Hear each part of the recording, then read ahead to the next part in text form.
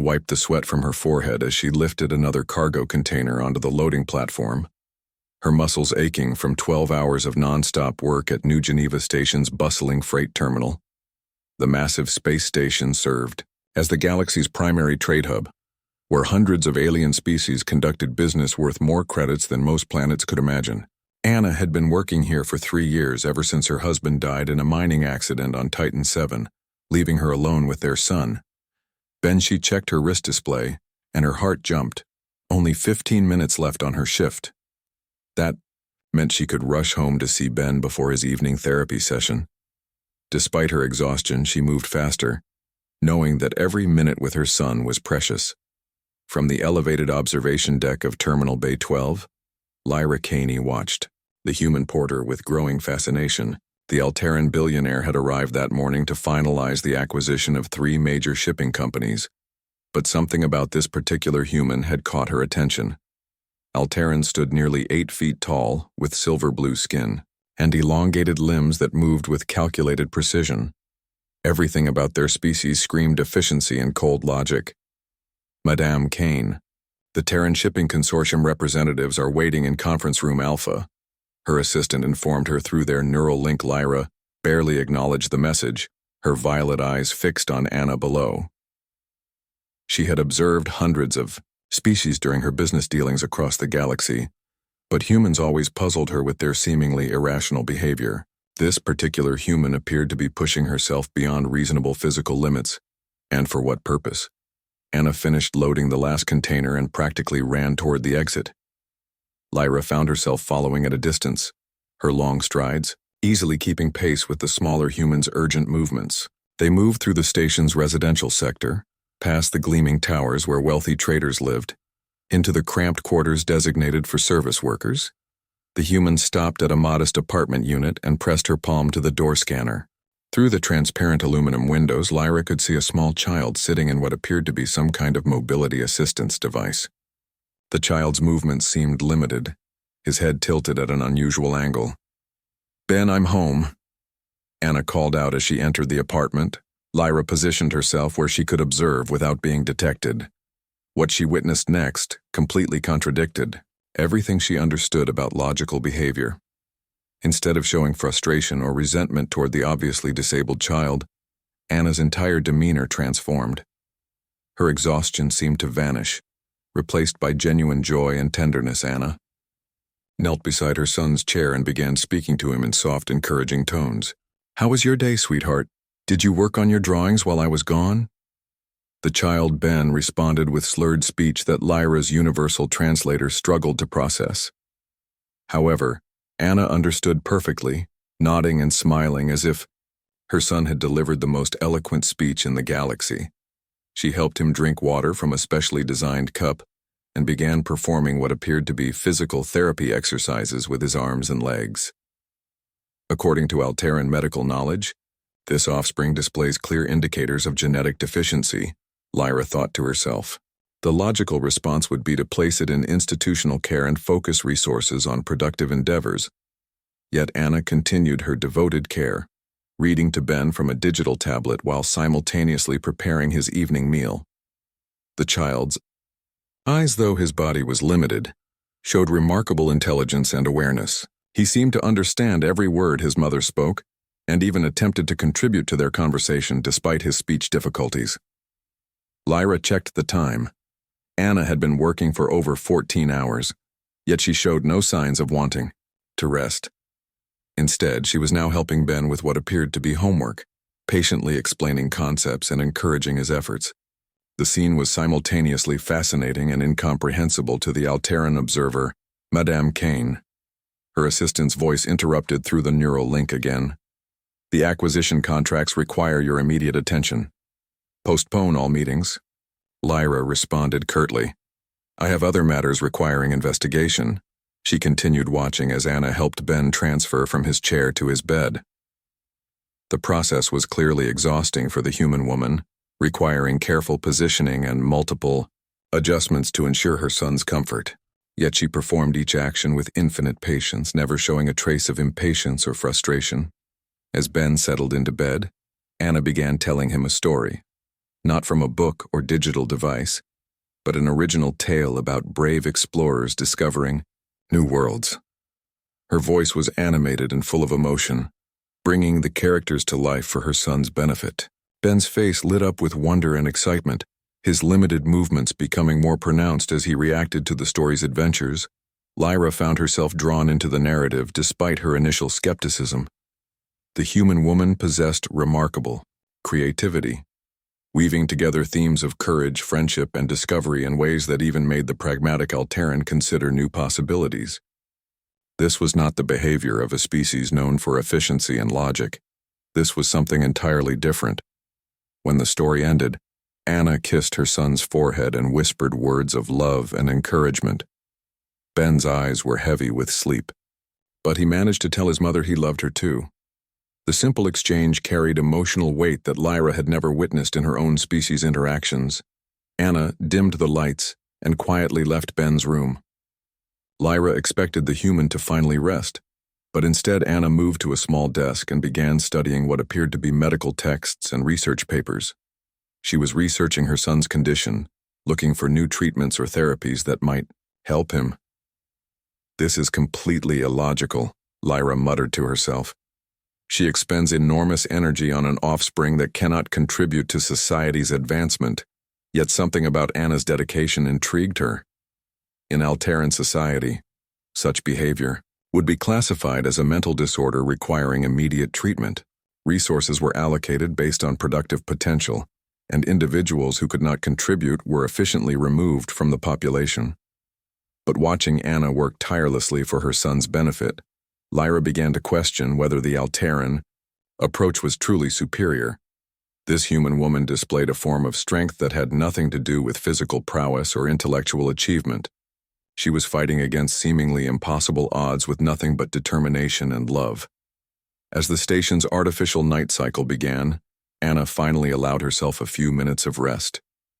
She sat in her small living room, looking through photographs of her deceased husband and their family. Tears rolled down her cheeks, but they were not tears of defeat.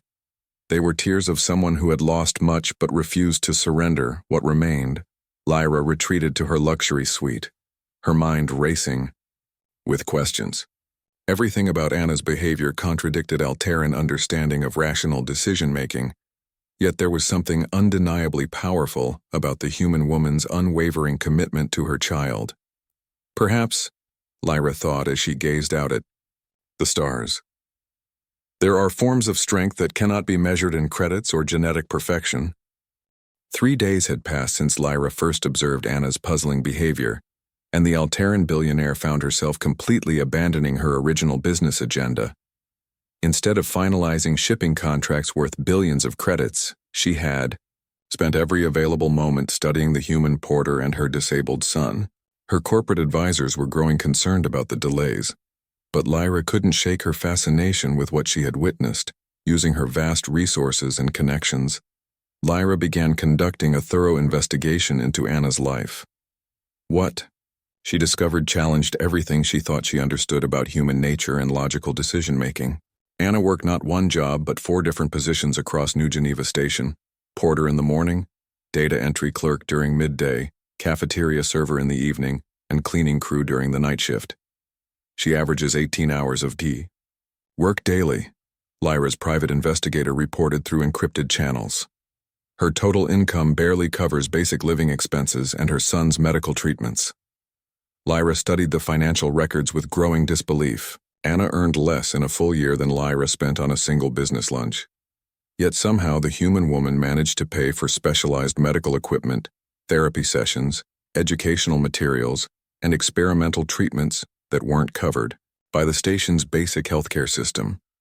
The investigation revealed even more shocking details.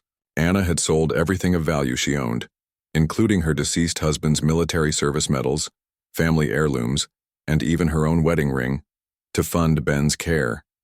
She lived in the cheapest residential unit available, eating nutrient-paced while ensuring her son received fresh food and supplements.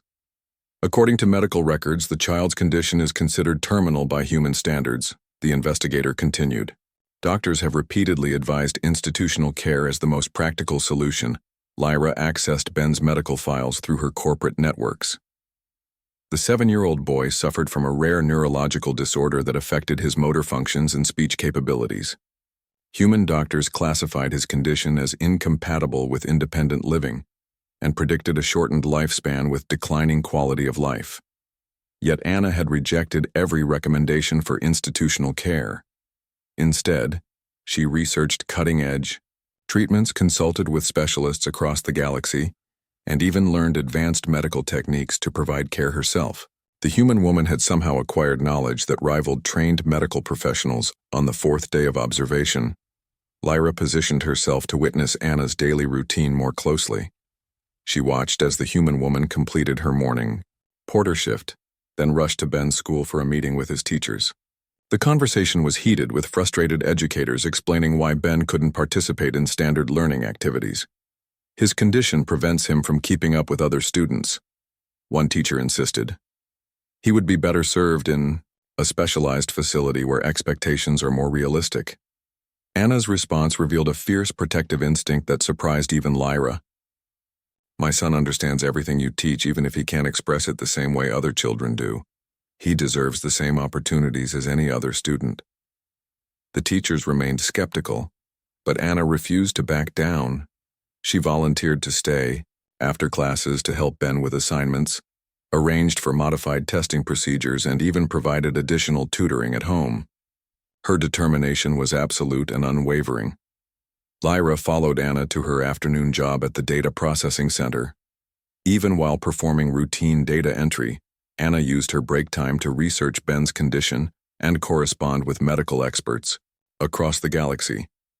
She had contacted specialists on 12 different planets seeking any treatment that might improve her son's quality of life. During her evening cafeteria shift, Anna collapsed from exhaustion in the middle of serving dinner. Lyra watched from a nearby table as the human woman struggled to stand, her hands trembling from fatigue. Other workers helped her to a chair and suggested she go home early. "I can't," Anna whispered, though she was clearly pushing beyond her physical limits. "I need the credits for Ben's therapy session tomorrow." She forced herself back to work, serving meals with a smile that never wavered despite her obvious pain. Lyra found herself questioning the logic of such self-sacrifice. In Alteran society, an individual's first responsibility was self-preservation and optimization. Sacrificing one's health for another's benefit was considered counterproductive. After her cafeteria shift ended, Anna made her way home for a brief visit with Ben. Lyra observed their interaction from outside their apartment, noting how Anna's exhaustion seemed to vanish the moment she saw her son.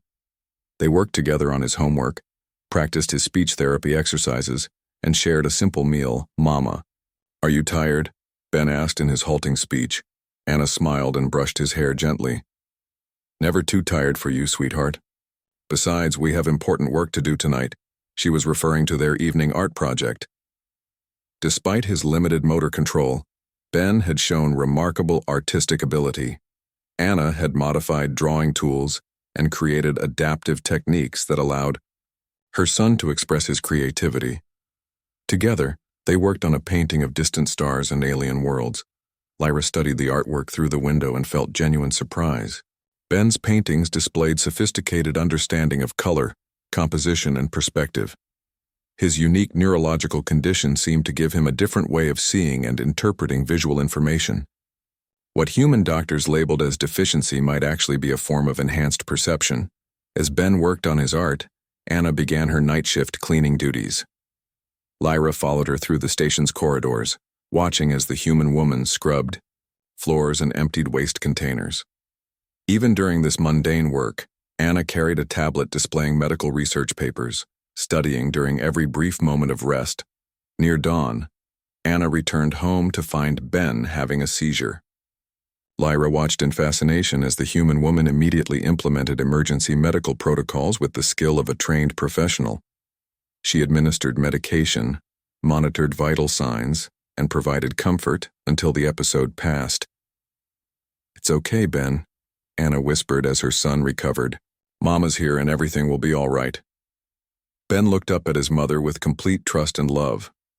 Despite his condition, Despite the pain and limitations, he never questioned his mother's dedication or wondered if he was worth such sacrifice. Their bond was something beyond Alteran comprehension. As Anna prepared for another day of work, Lyra retreated to her suite to process what she had observed. The human woman's behavior defied every principle of efficient resource allocation and logical decision-making, yet there was an undeniable strength in her actions that transcended conventional wisdom. She possesses something we lack, Lyra realized with growing certainty. Something that cannot be quantified or replicated through genetic enhancement. For the first time in her life, the Alteran billionaire began to question whether her species' approach to strength and success was truly superior. Anna's seemingly irrational devotion to her disabled son was revealing forms of power that Lyra had never imagined possible. Perhaps, she thought as she watched the sunrise through her window, the humans understand something about strength that we have overlooked entirely. Lyra stared at the legal documents spread across her private office desk, her violet eyes reflecting the cold calculation that had made her one of the galaxy's most successful business leaders.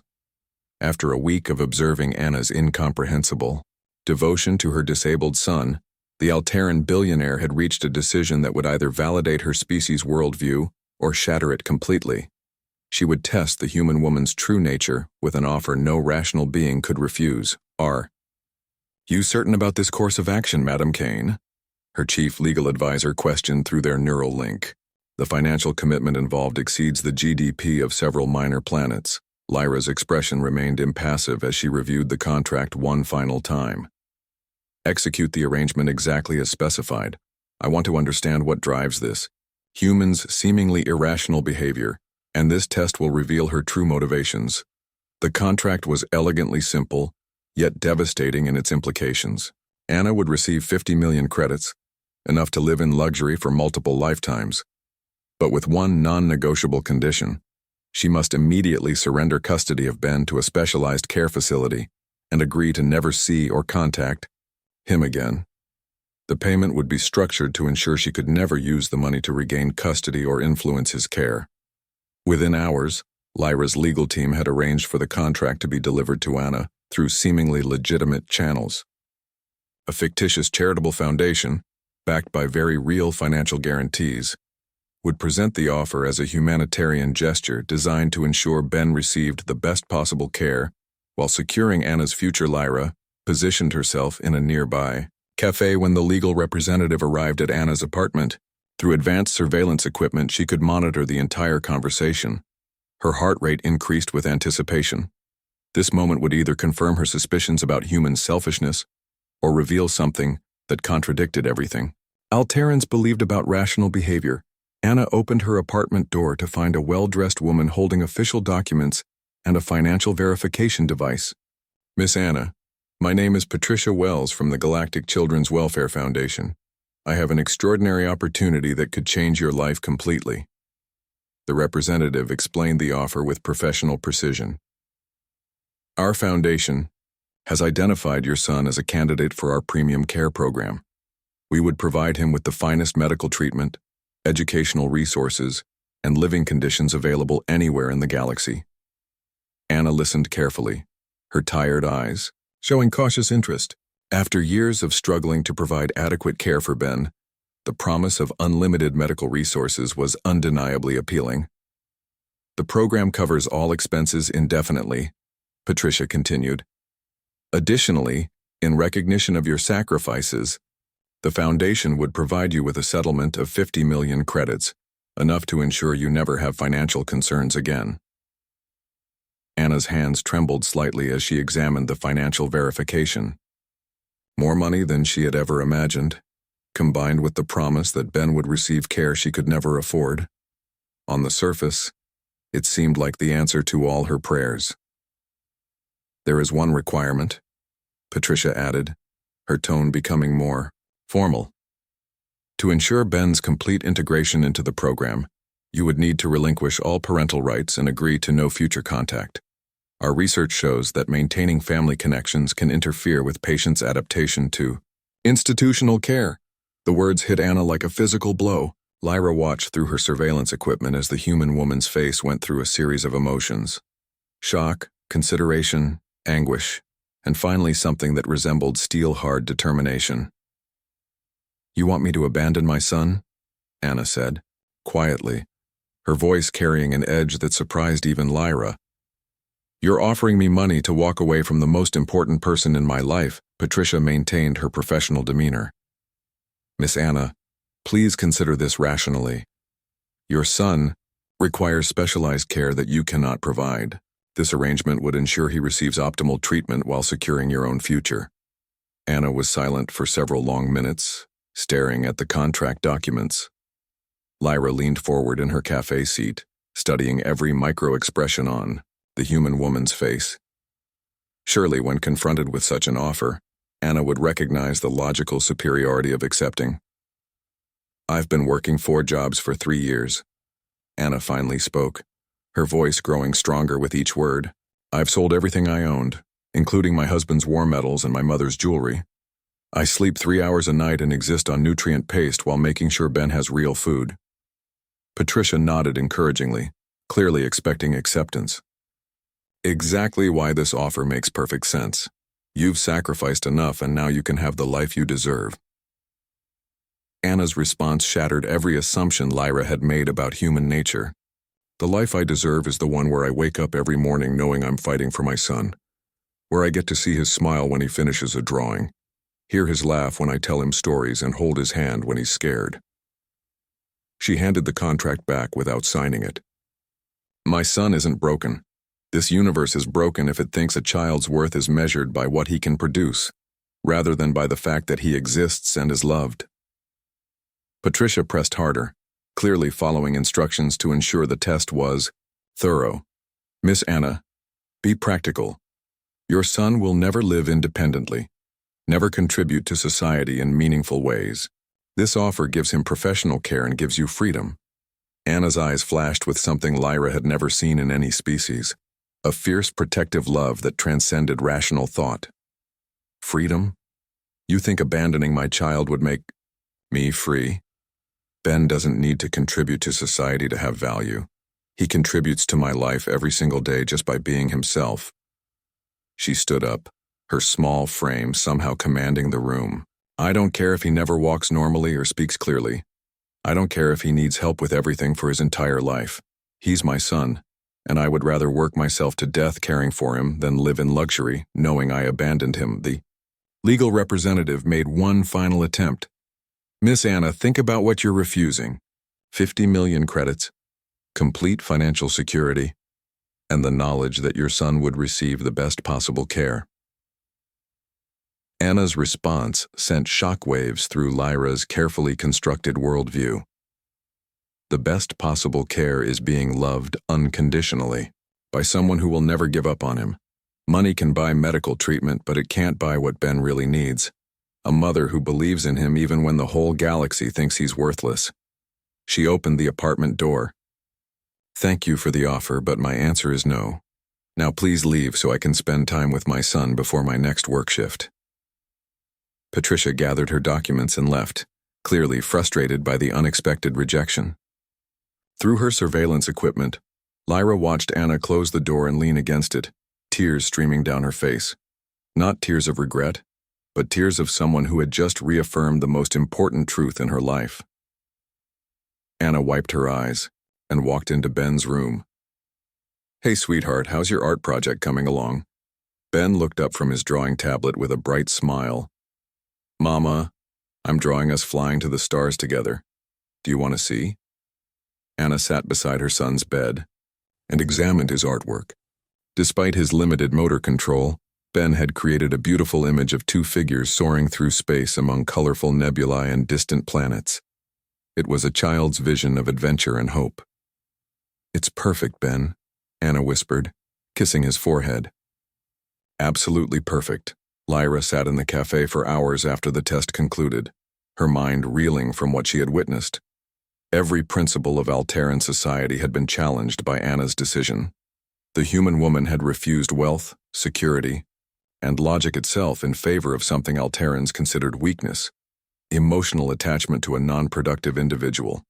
Yet watching Anna with Ben, Lyra began to recognize something her species had overlooked.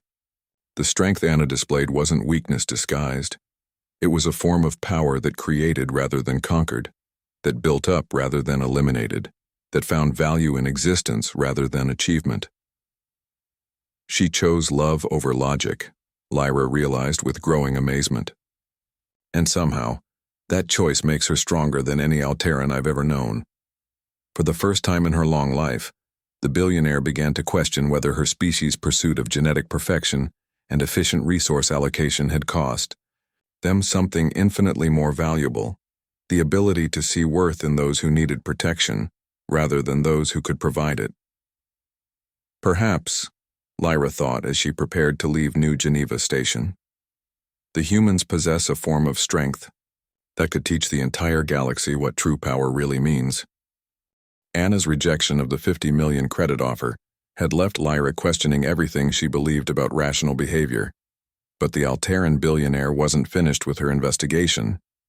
Something about the human woman's fierce devotion to her disabled son suggested depths that Lyra's species had never explored. Determined to understand this phenomenon completely, she decided to examine Ben himself more closely, using her vast corporate resources. Lyra gained access to Ben's educational records and was shocked by what she discovered. Despite his physical limitations and speech difficulties, the 7-year-old boy consistently scored in the top percentile for pattern recognition and spatial reasoning. His teachers, however, dismissed these results as testing errors or lucky guesses. The child's condition makes meaningful academic achievement impossible, Ben's primary teacher had noted in his file. We recommend focusing on basic life skills rather than advanced learning objectives. Yet Lyra's investigation revealed a different story.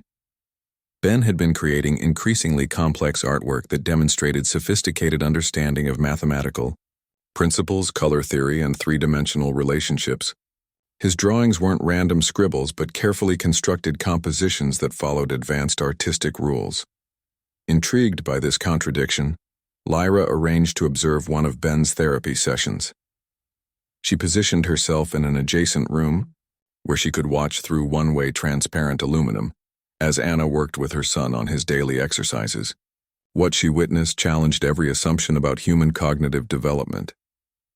"Okay, Ben, let's work on your arm movements today," Anna said gently, helping her son position his hands on a specially designed drawing tablet. "Remember, we're not trying to be perfect, we're trying to express what's in your heart." Ben's movements were slow and sometimes jerky, but his artistic choices showed remarkable intentionality. He selected colors that created harmonious combinations and positioned shapes in ways that demonstrated intuitive understanding of visual balance. More surprisingly, when Anna asked him to explain his choices, Ben's responses revealed complex thinking processes. "The blue needs the orange to feel happy," Ben said in his halting speech. "They're friends that make each other stronger when they're together." Anna nodded encouragingly. "That's exactly right, sweetheart. Complementary colors do enhance each other. You understand relationships that many adults miss." Lyra found herself leaning forward, captivated by the conversation. Ben wasn't just randomly placing colors, he was applying advanced color theory concepts that even trained Alteran artists struggled to master. His neurological condition, rather than limiting his abilities, seemed to give him unique insights into visual relationships. Over the following days, Lyra expanded her surveillance to include Ben's interactions with other children at the station's education center. What she observed further shattered her preconceptions about disability and capability. When other students struggled with complex puzzles or spatial problems, Ben often provided solutions that amazed even his teachers. During one mathematics lesson, the instructor presented a three-dimensional geometric puzzle that had stumped the class for several days. The other children, all neurologically typical, couldn't visualize how the pieces fit together. Ben studied the problem for only minutes before indicating the correct solution through his adapted communication device. "How did you figure that out so quickly?" the teacher asked, clearly surprised. Ben's response, translated through his communication system, revealed remarkable insight. "The shapes want to dance together in a special way. If you listen to their music, they tell you where they belong." The other students looked confused. But Anna understood immediately. Ben sees patterns differently than most people. His brain processes spatial information in unique ways that can reveal solutions others miss. Lyra realized that Anna's seemingly irrational devotion to her son had uncovered abilities that conventional testing and evaluation had completely overlooked. The human medical system classified Ben as severely limited, yet Anna's patient nurturing had revealed talents that could revolutionize problem-solving approaches. The revelation deepened when Lyra observed Anna and Ben working together on a particularly challenging engineering problem. The station's maintenance department had been struggling with a ventilation system malfunction that affected air circulation in the residential sectors. Traditional diagnostic approaches had failed to identify the source of the problem. Anna, during her cleaning shifts, had mentioned the issue to Ben as they discussed her workday. To Lyra's amazement, Ben asked detailed questions about airflow patterns and suggested viewing the system as a living organism rather than a mechanical device. His unique perspective led Anna to propose a solution that the engineering team had never considered. What if the problem isn't with individual components, Anna suggested to the chief engineer, but with the relationship between different parts of the system? My son thinks about it like a song where all the notes need to harmonize. The engineer was skeptical but desperate enough to try Ben's approach. When they reconfigured the system based on Ben's musical metaphor for airflow, the ventilation problem was solved within hours. What had baffled trained professionals for weeks was resolved through a disabled child's unique way of understanding complex relationships. Word of Ben's contribution spread quietly through the station's technical staff. Soon other departments began consulting with Anna about problems that required innovative thinking. Ben's condition, which society labeled as a limitation, was proving to be a remarkable asset for solving challenges that conventional minds couldn't crack. Lyra watched these developments with growing fascination and something she had never experienced before: humility. Her species prided itself on genetic optimization and intellectual superiority. Yet a human child with significant disabilities was demonstrating problem-solving abilities that exceeded Alteran capabilities. The breakthrough moment came when Lyra decided to present Ben with a puzzle that had stumped Alteran researchers for decades. It involved optimizing trade routes through a complex asteroid field, where gravitational forces created constantly shifting navigation challenges. The problem required understanding multiple variables simultaneously and predicting their interactions. Anna agreed to let Ben examine the problem, though she warned that his communication limitations might make his insights difficult to express.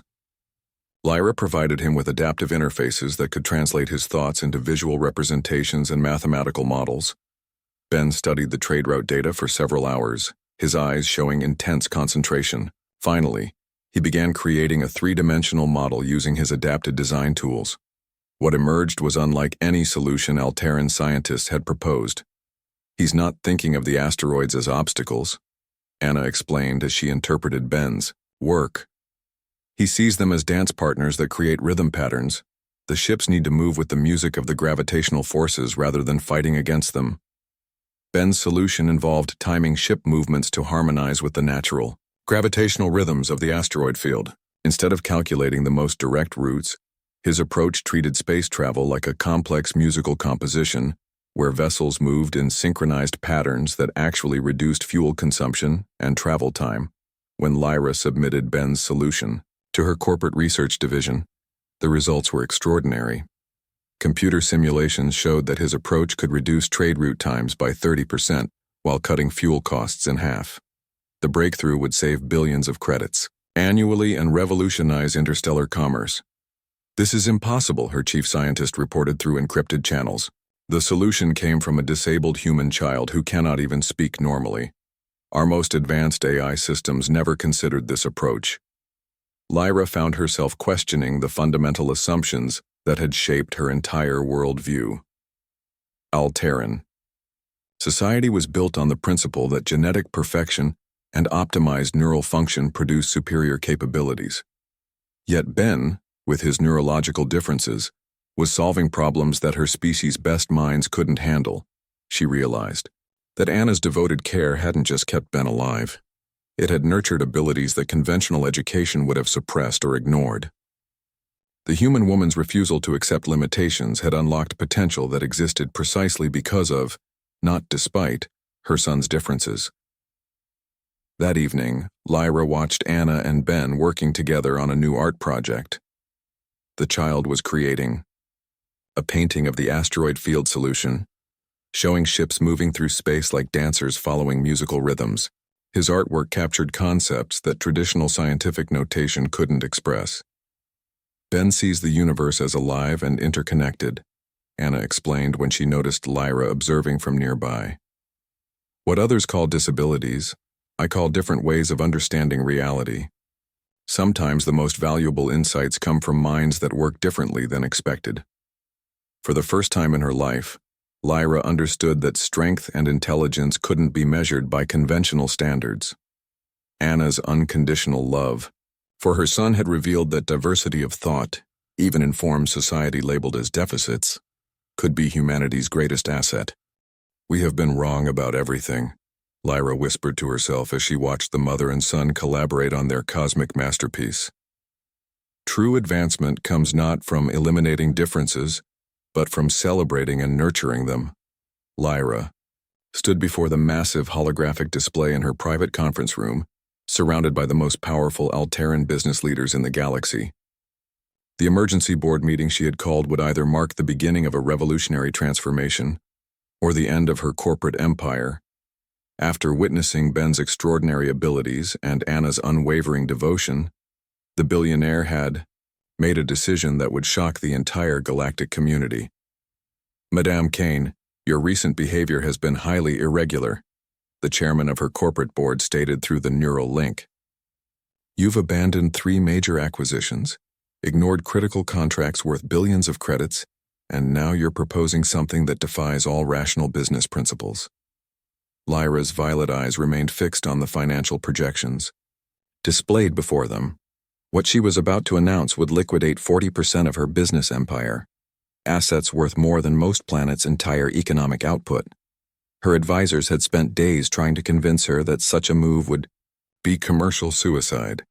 I am establishing the Human Potential Foundation, Lyra announced, her voice carrying absolute conviction. The foundation will receive an initial endowment of 200 billion credits from my personal holdings, with additional funding streams from restructured corporate profits. The boardroom erupted in shocked protests and demands for explanation. Alterran business culture was built on maximizing efficiency and eliminating waste. Deliberately reducing profits to fund what they saw as charity violated every principle their species held sacred. Madame Kane, please reconsider this course of action, her chief financial advisor pleaded. You're proposing to transfer enormous resources to support defective individuals who cannot contribute productive value to society. Lyra's response silenced the room completely. I have discovered that our entire understanding of productive value is fundamentally flawed. What we dismiss as defects may actually be the key to solving challenges that our perfect minds cannot comprehend. She activated a holographic presentation showing Ben's asteroid field solution and its projected impact on galactic trade. The data was undeniable. A disabled human child had accomplished what teams of Alterran scientists could not. His unique neurological structure had revealed insights that conventional thinking had missed entirely. This breakthrough alone will generate trillions in economic value, Lyra continued. It came from a 7-year-old with severe neurological limitations, cared for by a mother who works 18 hours daily to support him. We have been blind to forms of intelligence that don't match our narrow definitions. The board members studied the data with growing amazement. Several of them were renowned for their analytical abilities, yet none had ever considered Ben's musical approach to gravitational dynamics. The child's solution was elegant, efficient, and completely revolutionary. Even if this single case demonstrates unusual capability, another board member argued, it doesn't justify restructuring our entire business philosophy. One exceptional individual doesn't prove that supporting the disabled is economically sound. Lyra had anticipated this objection. She displayed additional research she had commissioned over the past weeks, studies of human societies that supported their most vulnerable members versus those that eliminated them. The results contradicted everything Alteran culture taught about efficiency and progress. Human civilizations that invest resources in supporting disabled individuals consistently show higher rates of innovation, artistic achievement, and technological advancement, she explained. Their diversity of thought patterns produces solutions that homogeneous populations cannot generate. The data showed that human societies practicing inclusion had developed more sophisticated medical technologies, more creative approaches to engineering challenges, and more resilient social structures. Meanwhile, societies that eliminated disabled individuals often stagnated intellectually and failed to achieve breakthrough innovations. But Madame Kane, her strategic planning director, protested. Supporting non-productive individuals requires enormous resource allocation. How can such inefficiency lead to superior outcomes? Lyra's answer revealed the depth of her transformation. Because we have misunderstood what productivity means. Anna works 4 jobs and sacrifices everything to care for her son, not despite his limitations but because of what those limitations have taught her about finding value in unexpected places. She shared recordings of Anna's problem-solving sessions with Ben, showing how the mother had learned to see challenges from perspectives that trained professionals missed. Anna's devotion had forced her to develop innovative approaches to communication, learning, and adaptation that could revolutionize education and therapy across all species. The Human Potential Foundation will study these approaches and develop new methods for nurturing abilities that conventional systems overlook, Lyra announced. We will fund research into different forms of intelligence, support families caring for disabled members, and challenge the assumption that genetic optimization represents the pinnacle of evolution. The boardroom fell silent as the implications sank in. Lyra wasn't just proposing charity. She was suggesting that Alteran society's fundamental principles were wrong. Their pursuit of genetic perfection might actually be limiting their potential rather than enhancing it. Furthermore, Lyra continued, I am restructuring all corporate operations to implement human-inspired inclusion policies. We will hire individuals with diverse neurological patterns, support employees caring for disabled family members, and evaluate success based on innovation rather than conformity. Her announcement sent shockwaves through the galactic business community. Within hours, news networks across dozens of star systems were reporting that one of the universe's most successful entrepreneurs had abandoned traditional efficiency models in favor of human-style inclusion. The reaction from Alteran society was swift and harsh. Government officials denounced her decision as evidence of mental instability. Business competitors predicted the collapse of her empire. Cultural leaders accused her of betraying their species' evolutionary achievements. But Lyra remained unmoved by the criticism.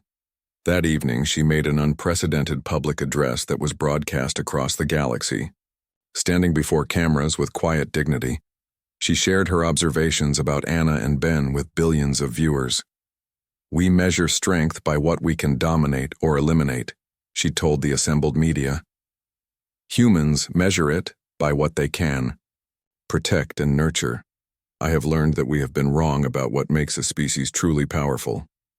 She described watching Anna work multiple jobs to support Ben, seeing the child solve problems that stumped trained professionals, and witnessing forms of love that transcended rational calculation. Her words carried conviction that reached beyond corporate boardrooms to touch individuals across the galaxy. True advancement doesn't come from creating perfect beings, Lyra declared. It comes from recognizing that perfection itself is an illusion and that our greatest achievements emerge from embracing rather than eliminating diversity. The response was immediate and polarizing. Some species praised her courage in challenging established norms. Others condemned her for promoting what they saw as weakness. But everyone was forced to confront questions about their own assumptions regarding capability and worth. Within days, Lyra began implementing her vision. The Human Potential Foundation opened research centers on 12 planets, staffed by teams that included disabled individuals as consultants and advisors. Corporate policies were revised to provide support for employees with diverse needs.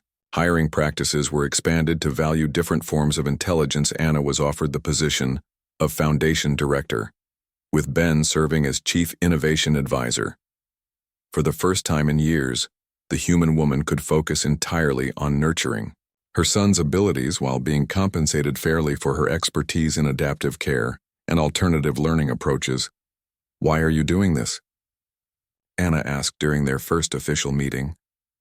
"You could have continued your successful business model and remained wealthy beyond imagination." Lyra's response reflected the profound change in her worldview.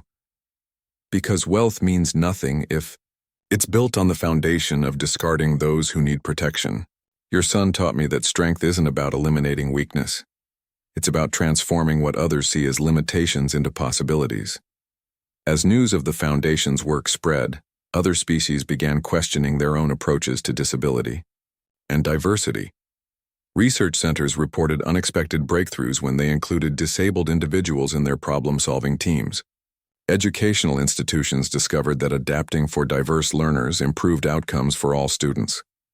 The galaxy was beginning to understand what Anna had known all along: that every individual, regardless of limitations, possessed unique perspectives that could contribute to collective advancement. Lyra's radical decision was proving that the greatest innovations came not from perfection, but from the courage to see potential where others saw only problems. 5 years had transformed the galaxy in ways that even Lyra couldn't have predicted when she first watched Anna caring for her disabled son in the corridors of New Geneva Station.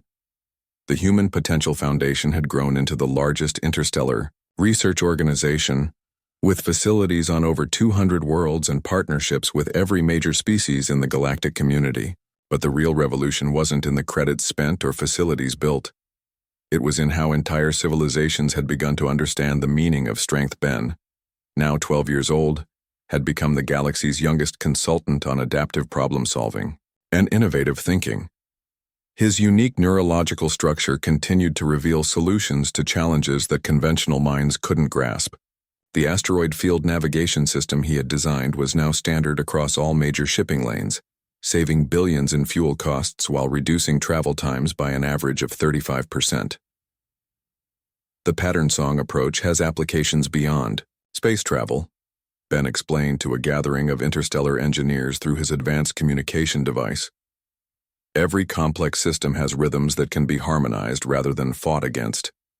His insights had revolutionized everything from planetary terraforming to quantum computing. Research teams across the galaxy now included individuals with diverse neurological patterns, recognizing that different ways of processing information could unlock breakthroughs that homogeneous groups would never achieve. Anna had evolved from an exhausted porter working multiple jobs into one of the most respected voices in adaptive education and inclusive development. As director of the Human Potential Foundation, she oversaw research that was reshaping how every species approached learning, problem-solving, and social organization. "We've discovered that what we call disabilities are often just different operating systems for consciousness," Anna explained to a conference of galactic educators. "When we learn to interface with these different systems instead of trying to reprogram them, we unlock capabilities that expand everyone's potential." The Foundation's research centers had documented thousands of cases where individuals with various disabilities provided insights that led to major technological and social advances. A Rigelian child with sensory processing differences had designed new communication protocols that revolutionized interspecies diplomacy. A Centauri adult with motor function limitations had developed manufacturing techniques that increased efficiency while reducing environmental impact. Lyra, now known throughout the galaxy as the architect of the inclusion revolution, had seen her modified business empire become more profitable than ever. Companies that adopted human-inspired diversity practices consistently outperformed their traditional competitors in innovation, adaptability, and long-term sustainability. "The market has validated what Anna and Ben taught us," Lyra reported to the Galactic Economic Council. "Organizations that embrace different forms of intelligence generate superior results compared to those focused solely on conventional optimization." The economic data was undeniable. Inclusive organizations showed 30% higher innovation rates, 40% better problem-solving capabilities, and significantly greater resilience during challenging periods. The galaxy's most successful companies had abandoned pure efficiency models in favor of diversity-driven approaches. But the transformation extended far beyond business and technology. The Ben Accords, a comprehensive set of interstellar agreements, protecting the rights of disabled individuals across all species, had been ratified by every major civilization. These accords established that no being could be denied opportunities based solely on physical or neurological differences. Today marks a new era in galactic civilization, Anna declared as she stood before the assembled representatives of 400 worlds. We are recognizing that strength lies not in the perfection of individuals, but in the power of communities that protect and nurture all their members.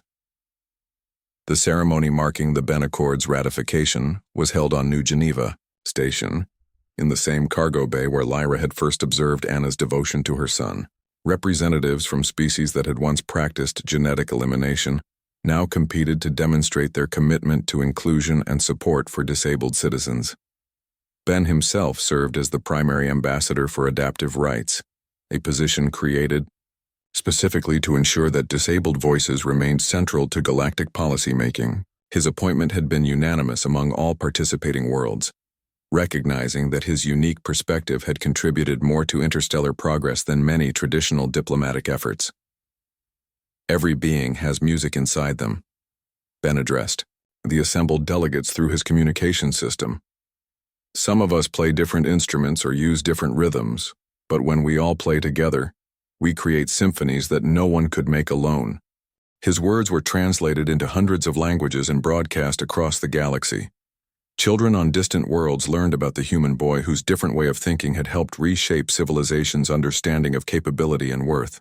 The impact reached into every aspect of galactic society. Medical systems now focused on adaptation and support, rather than attempting to fix neurological differences. Educational institutions developed multiple learning pathways that allowed diverse minds to flourish. Employment practices valued creative thinking over standardized performance. We're seeing innovations emerge from the most unexpected sources, reported the director of the Galactic Innovation Institute. A team including individuals with various cognitive differences just solved the dark matter interaction problem that has puzzled physicists for centuries. The breakthrough had come from applying Ben's pattern recognition approaches to quantum field equations. What traditional physics had approached as mechanical interactions, the diverse team understood as harmonic relationships between different forms of energy. Their solution opened new frontiers in both theoretical understanding and practical applications. Lyra often returned to New Geneva Station to visit the memorial garden that had been established in honor of the Inclusion Revolution.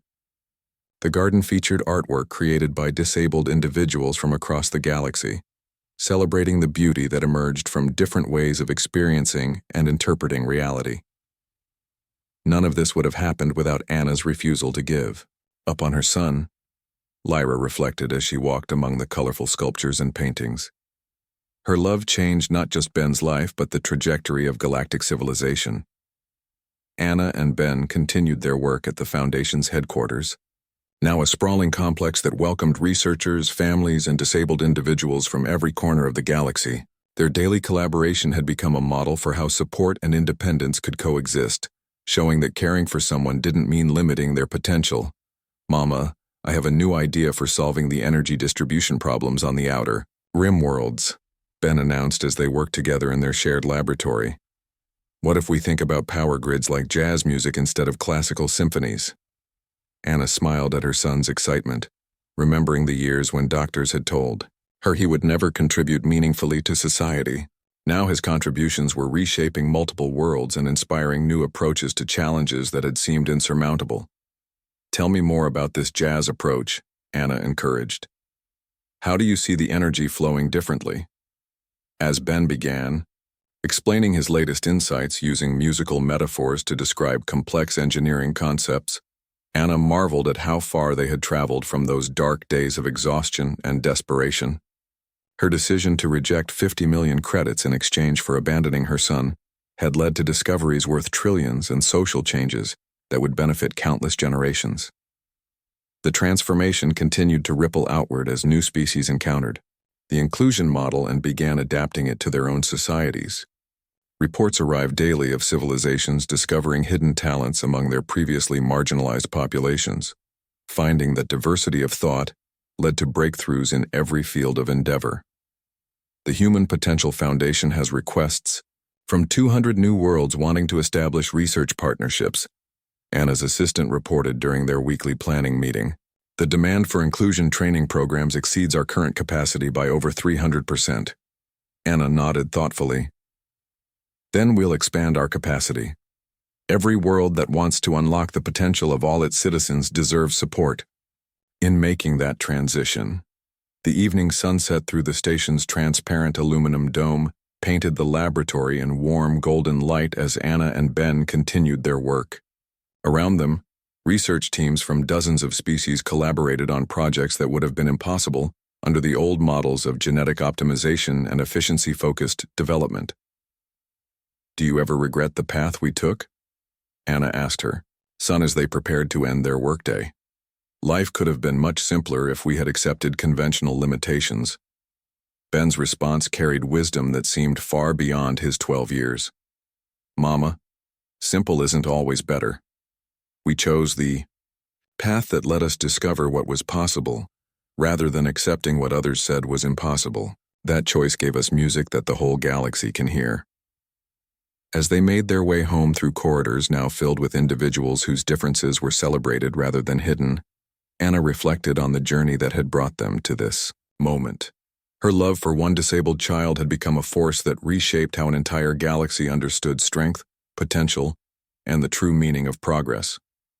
The legacy they had created would continue long after they were gone, a universe where every being had the opportunity to contribute their unique gifts, where diversity was recognized as the engine of advancement, and where love triumphed over the cold calculations of genetic perfection. In the end, Anna's simple refusal to abandon her son had proven that the greatest revolutions begin not with armies or technologies but with a parent's unconditional love and the courage to see potential where others see only problems.